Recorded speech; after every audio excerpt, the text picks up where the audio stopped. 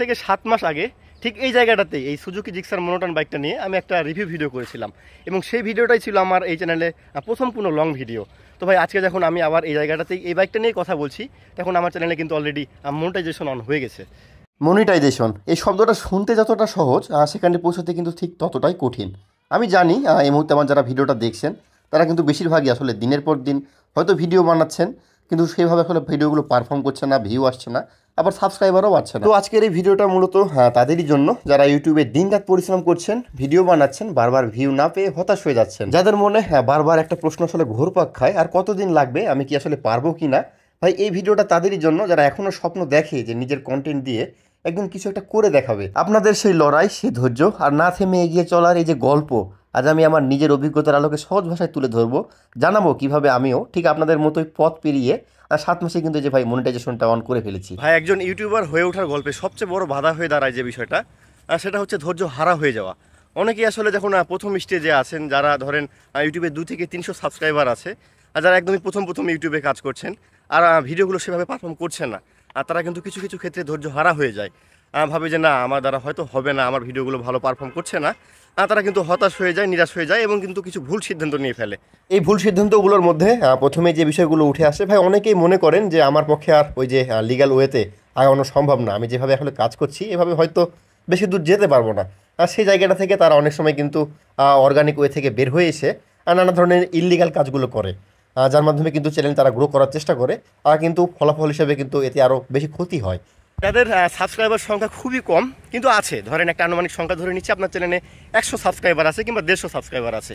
এই সংখ্যাটাকে কিন্তু আপনি একটা বড় অর্জন হিসেবে নেবেন, কারণ আপনি ভাববেন যে 100 জন আপনার চ্যানেলে সাবস্ক্রাইব করে রেখেছে, তার মানে এই সংখ্যাটা কিন্তু ভবিষ্যতে বাড়তে পারে। 100 জনের আপনার ভিডিওগুলো ভালো লাগছে, তাহলে এই 100 সংখ্যাটা ভবিষ্যতে অবশ্যই 200 থেকে 300 কিংবা 500 1000 হতেই পারে।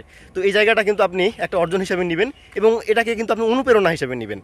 ভিডিওর এই পর্যায়ে যারা একেবারেই নতুন আছেন তাদের জন্য কিছু টিপস দিতে চাই। যেমন আমি প্রথমে যে বিষয়টা নিয়ে বলতে চাই, ভাই কন্টেন্ট কিন্তু নিয়মিত দিতে থাকা। অনেক সময় দেখা যাচ্ছে যে আমরা একটা ভিডিও আপলোড দিলাম, তো বেশ কয়েকদিন কিন্তু আবার গ্যাপ নিয়ে ফেলছি, ভিডিও আসলে সেভাবে নিয়মিত আপলোড দিচ্ছি না। আর এখানেই কিন্তু সবচেয়ে বড় ক্ষতিটা আমরা করে থাকি, কারণ আপনি যদি একটা নির্দিষ্ট টাইম ভেদে ধরেন সপ্তাহে আপনি 2 দিন ভিডিওগুলো আপলোড দিচ্ছেন একই নিয়মে একই টাইমে, আর সেই ক্ষেত্রে কিন্তু আপনার অডিয়েন্সগুলো আপনার চ্যানেলে আসতে খুব সুবিধে হয়। ধরেন আপনি ভিডিওগুলো নিয়মিত আপলোড করছেন না, আজকে একটা ভিডিও ছাড়লেন তো আরও বেশ কিছুদিন গ্যাপ নিয়ে নিলেন, এক্ষেত্রে হয় কি, ধরেন একটা ভিডিও যদি আপনি ভালো পারফর্ম করে, সেই ভিডিওতে যে নতুন ভিউয়ার্সগুলো আপনি পেয়েছিলেন তাদের কিন্তু ওই যে ফিডে আপনার পরের যে ভিডিও সেটা কিন্তু নাও যেতে পারে। আর এই ভুলের কারণেই চ্যানেলগুলোকে কিন্তু সামনে এগিয়ে নিতে আমাদের বেশ কষ্ট হয়ে যায়। ভাই এই বিষয় নিয়ে আমি কি বলবো, ব্যক্তিগতভাবে আমিও এটা খুব ভালোভাবে সাফার করেছি, কারণ ব্যক্তিগত কিছু কাজে আমিও ব্যস্ত ছিলাম, যার কারণে ইউটিউবে কিন্তু অনেক সময় আমি নিয়মিত হতে পারিনি। দেখা যাচ্ছে যে সপ্তাহে একদিন ভিডিও ছাড়লাম, তো কিছু কিছু সপ্তাহে আবার গ্যাপ পড়ে যাচ্ছে, টানা 2-1 সপ্তাহ দেখা যাচ্ছে ভিডিও ছাড়লাম। তো এই বিষয়গুলো খুব গুরুত্ব সহকারে দেখবেন। আর ভাই ইউটিউব স্টুডিও তো আছেই, সেখানে নিয়মিত হলে চেক করবেন যে কোন ধরনের ভিডিওগুলো আপনার অডিয়েন্স পছন্দ করছে আর কোন সময়গুলো তো দেখছে, সেটা কিন্তু বজায় রেখেই আপনি আপনার ভিডিওগুলো নিয়মিত আপলোড করে যাবেন। আর এই বিষয়ে আমাকে একজন ইউটিউবার পরামর্শ দিয়েছিলেন, যে কিনা আমার কাছেরই বড় ভাই এবং যার চ্যানেলে কিন্তু সাবস্ক্রাইবার সংখ্যা 3.5 লাখেরও ঊর্ধ্বে। ভাই সে আমাকে বলেছিল যে এই বিষয়গুলো আসলে খুব জটিল হয়ে দাঁড়ায়, অনেক সময় দেখা যাচ্ছে আমরা ভিডিও করার টাইম পাচ্ছি না বা এডিট করা সব মিলিয়ে কিন্তু জটিল হয়ে যায়, আর এই জন্য কিন্তু ভিডিওগুলো আগে তৈরি করে রাখা উত্তম। আর ধরেন আপনি কিন্তু ফ্রি থাকছেন, সেই সময়টাতে আপনি একটা ভিডিও না বানিয়ে বেশ কয়েকটা ভিডিও একসাথে আগেই বানিয়ে রাখেন, সবচেয়ে ভালো হয়। একসাথে 15-20টা ভিডিও যদি আপনি তৈরি করে রাখতে পারেন, ভাই ওই ভিডিওগুলো কিন্তু আপনি নিয়মিত সময় মতো কিন্তু আপলোড দিতে পারবেন। কারণ এই বিষয়গুলো যারা আমরা ভিডিও নিয়ে কাজ করি তাদের সকলেরই কিন্তু জানা। ভাই একটা ভিডিওর আইডিয়া মাথায় আনা, সে ভিডিওটা এডিট করা, থাম্বনেল বানানো, সব কিছু মিলিয়ে কিন্তু একটা দীর্ঘমেয়াদী প্রক্রিয়া বা একটা জটিল প্রক্রিয়া বলা যায়। আর এই জটিলতা দূর করার জন্য যদি আমাদের ভিডিওগুলো আগেই তৈরি করা থাকে তাহলে তো ভাই বিষয়গুলো সহজ হয়ে যায়। আর এর মাধ্যমে কিন্তু আমরা ওই যে বারবারই বলছি, নিয়মিত ভিডিওগুলো আপলোড দেওয়ার মাধ্যমে আর চ্যানেলে কিন্তু রিচ ধরে রাখা আর সহজ হয়ে যায়। হ্যাঁ, মোটো ব্লগিংটাকে প্রাধান্য দিচ্ছেন ভাই, তাদের অবশ্যই একটা বিষয় মাথায় রাখাই লাগবে। আপনি যে ডিভাইসটা দিয়ে কেন ভিডিও না করেন, হয়তো আপনি ফোন দিয়ে ভিডিও করতে পারেন কিংবা কোনো অ্যাকশন ক্যামেরা দিয়ে, ভাই আপনাকে যে বিষয়টা মাথায় রাখা লাগবে, আপনার ভিডিও কোয়ালিটি কিন্তু অবশ্যই ভালো হওয়া লাগবে। আমি বলছি না আপনার প্রত্যেকটা ভিডিও 4K 60 আপলোড দেওয়া লাগবে বা একদমই যে হাই কোয়ালিটি ভিডিও, কিন্তু ভাই আপনার ভিডিও যেন কোয়ালিটি এমন হয় যে ভিডিওটা স্টেবল থাকে, সাউন্ড কোয়ালিটি যেন বোঝা যায় এবং মানুষের কাছে যেন খুব সহজ হয়ে যায় বিষয়গুলো।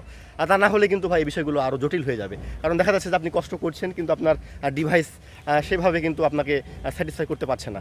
ভিডিও কোয়ালিটি ভাই এই বিষয়টা খুবই গুরুত্বপূর্ণ, কারণ আপনি কিন্তু আপনার চ্যানেলে ভিডিওগুলো ছাড়ছেনই আপনার দর্শকদের জন্য, আর সেই দর্শকরা আপনার ভিডিওটা কিভাবে নিচ্ছে, তারা কতটুকু বুঝতে পারছে, আর তা কিন্তু নির্ভরই করছে আপনার ভিডিও কোয়ালিটির উপর। আর এই বিষয়টা কিন্তু অনেকটাই নির্ভর করছে আপনার এডিট এবং ওই যে ডিভাইসের উপর। তো অনেক সময় দেখা যাচ্ছে যে যারা নতুন অবস্থাতেই আমরা আছি তারা কিন্তু সেই সাপোর্টটা পাওয়া যাচ্ছে না, যে একেবারে আমরা হাই কোয়ালিটি কোনো ডিভাইস দিয়ে ভিডিওগুলো করবো। যারা এই বিষয়টি নিয়ে প্যারা খাচ্ছেন তাদের উদ্দেশ্যে বলতে চাই, ভাই আপনি কিন্তু আপনার ফোনটা দিয়েও এই মোটো ব্লগিংটা করতে পারেন। ওই যে ক্যামেরা মাউন্ট আছে হেলমেটে কিন্তু আপনি লাগিয়ে মোবাইলটার মাধ্যমে কিন্তু ভিডিও করতে পারেন। আর এটা যে দামও খুব বেশি তা কিন্তু নয়, দারাজে কিন্তু 300 বা 250 এমন দামে পেয়ে যাবে। এখন অনেকেই হয়তো ভাবছেন যে ফোন দিয়ে ভিডিও করব, সেই ভিডিও কোয়ালিটি কেমন হবে। ধরে নিচ্ছি আপনার কাছে ফ্ল্যাগশিপ লেভেলের কোনো ফোন নেই, তারপরেও যদি আপনার কাছে একটা মিড রেঞ্জের ফোন থাকে, সেই ফোনে যদি আলট্রা ওয়াইড থাকে, তার মাধ্যমে কিন্তু আপনি বেশ সুন্দর এই যে মোটো ব্লগিংটা করতে পারবেন। তবে এখানে যে বিষয়টা খুবই গুরুত্বপূর্ণ সেটা হচ্ছে আপনার ভিডিও স্টেবল কিনা। ভাই আমরা যারা মোটো ব্লগিং করি তারা কিন্তু ওই যে রাস্তার উপরেই সবসময় ভিডিও করছি, আর এই ক্ষেত্রে কিন্তু ভিডিও প্রচুর পরিমাণে শেক দেয়। আর যদি আপনি ওই যে ইআইএস ওআইএস ওগুলো না থাকে, ভিডিওগুলো স্টেবল না হয়, সেক্ষেত্রে কিন্তু ভিডিও কোয়ালিটি বেশ খারাপ হয়ে যায়। আর এই জন্য কিন্তু অনেক ফোন এখন বেশিরভাগ ফোনই দেখা যাচ্ছে 20 থেকে 25-30 হাজার ফোনেও আমরা কিন্তু ওই যে স্টেবলটা পেয়ে যাচ্ছি ভিডিওটা, তা যথেষ্ট ভালো না হলেও কিন্তু কাজ চালিয়ে নেওয়ার মতো। বিষয়গুলো আমারও খুব খারাপ লাগে, দেখবেন যে একজন আরেকজনের পোস্টে কমেন্ট করছে যে ভাই সাপোর্ট করলে সাপোর্ট পাবেন, পাশে থাকলে পাশে পাবেন। ভাই এই বিষয়গুলো আসলে দরকার পড়ে না। যখন আপনি ভালো বিষয় নিয়ে কাজ করছেন, ভালো কিছু দিচ্ছেন, তখন এই বিষয়গুলো কিন্তু আসলে ম্যাটার করে না। যদি আপনার ভিডিওগুলো মানসম্মত হয়, দর্শক গ্রহণযোগ্যতা পায়, তাহলে কিন্তু ভাই ওই যে জোর করে বা কাউকে তাগিদ করে যে ভাই আমার চ্যানেলটি সাবস্ক্রাইব করবেন, পাশে থাকলে কিন্তু আমিও পাশে থাকবো, এগুলো আসলে প্রয়োজন পড়ে না। কেননা ভালো কিছু দিচ্ছেন বা ভালো কিছু করছেন মানে এর রিটার্ন কিন্তু আপনি পাবেন। আরও বেসিক কিছু জিনিস আছে যার উপর কিন্তু ভিডিওগুলো কেমন পারফর্ম করবে তার নির্ভর করে।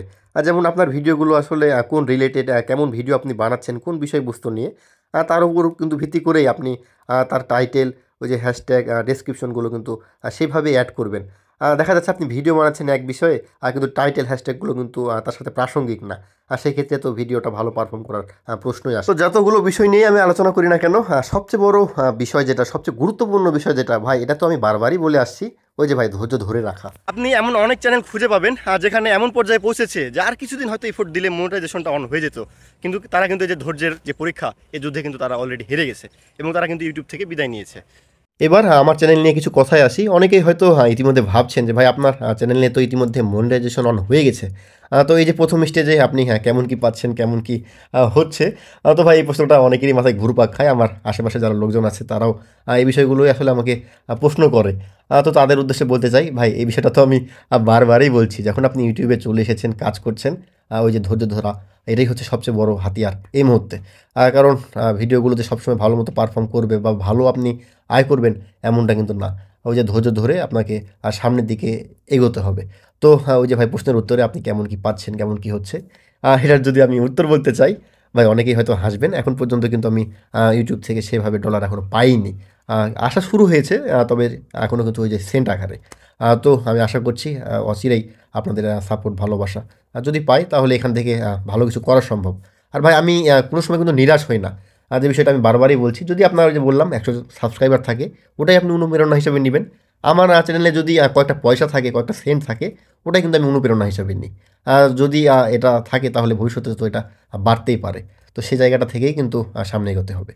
পরিশেষে আমার অডিয়েন্সের জন্য কিছু কথা, বা যারা আমার এই চ্যানেলটিতে নিয়মিত ভিডিও দেখেন, আমি এই চ্যানেলটিতে কিন্তু অলরেডি বেশ কিছু বাংলাদেশের জনপ্রিয় বাইক সম্পর্কে রিভিউ ভিডিও করে ফেলেছি। তো যারা ভিডিওগুলো দেখেছেন, আর যদি মনে হয় যে হ্যাঁ ভালো হয়েছে বা ভালো করছে, তাহলে অবশ্যই সাপোর্ট করবেন, পাশে থাকবেন, আর ভুলগুলো হলে অবশ্যই তুলে ধরবেন, কারণ ওই ভুলগুলো শুধরেই আমি আবারও নতুন কোনো ভিডিও নিয়ে আপনাদের সামনে হাজির হব। ততক্ষণ ভালো থাকবেন, সুস্থ থাকবেন, দেখা হচ্ছে নতুন কোনো ভিডিওতে। আল্লাহ হাফেজ।